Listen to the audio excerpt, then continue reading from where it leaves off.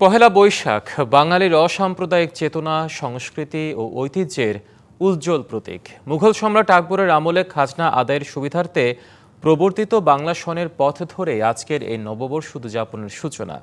সময়ের পরিক্রমায় এটি শুধু অর্থনৈতিক হিসাবের দিন নয়, বরং হয়ে উঠেছে বাঙালির সাংস্কৃতিক পুনর্জাগরণের দিন। পুরনো দুঃখ গ্লানি ভুলে নতুন বছরের প্রত্যাশা নিয়ে এগিয়ে যাওয়ার এই উৎসব চিরকালই বাঙালির হৃদয়ে বিশেষ স্থান দখল করে রয়েছে।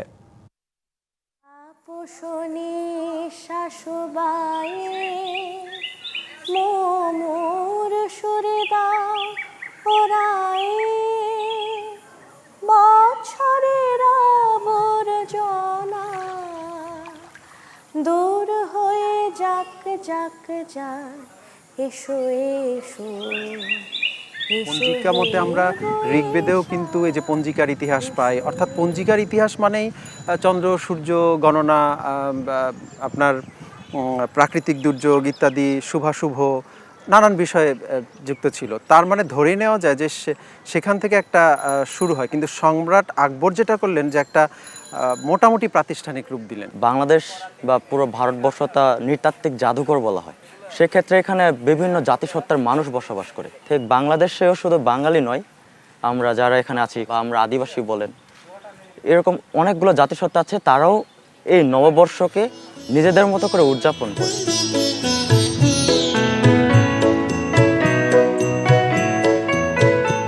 প্রত্যেক মানুষেরই একটা আকাঙ্ক্ষা থাকে যে আগের বছরের যত পুরনো দুঃখ বেদনা আছে সেগুলো সম্পূর্ণ কাটিয়ে নতুন বছর নতুন ভাবে আনন্দ নিয়ে শুভভাবে শুরু করা।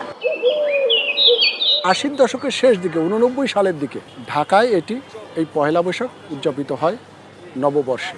অবশ্য এর আগে যশোরে কিন্তু তারা পয়লা বৈশাখ উপলক্ষে এরকম একটা র্যালি বা শোভাযাত্রার কিন্তু আয়োজন করে। আমি ভরসা রাখি হিরন স্মার্ট ওয়াটার পিউরিফায়ারে।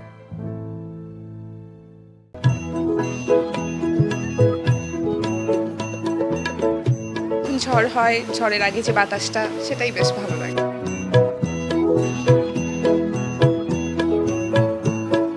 আমরা একদম গ্রামের যারা হচ্ছিল ছোট ছোট বা এই মাটির জিনিসপত্র মানে ওইগুলারে আমরা স্যাম্পল কালেক্ট করে নিয়ে এসে তারপর এইখানে আমরা এইগুলা বড় আকারে মানে গ্রামের সংস্কৃতিটাকে তুলে ধরার চেষ্টা করি বা বাঙালি সংস্কৃতিটাকে তুলে ধরার চেষ্টা করি। মুক্তিযুদ্ধের প্রেক্ষাপট যে রচিত হয়েছিল সেটি কিন্তু সাংস্কৃতিক আন্দোলনের মধ্য দিয়ে। আপনাদের মনে রাখতে হবে, প্রথম যে ভাষা কিন্তু সংস্কৃতির একটা গুরুত্বপূর্ণ উপাদান। সেই ভাষা আন্দোলন দিয়ে আমাদের শুরু হয়েছে। যাক পুরাতন স্মৃতি যা ভুলে জাগেতি,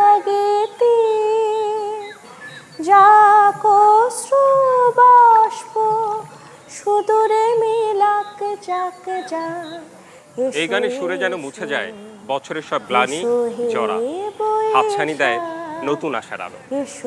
রেদওয়ান আহমেদ, ডিবিসি নিউজ, ঢাকা।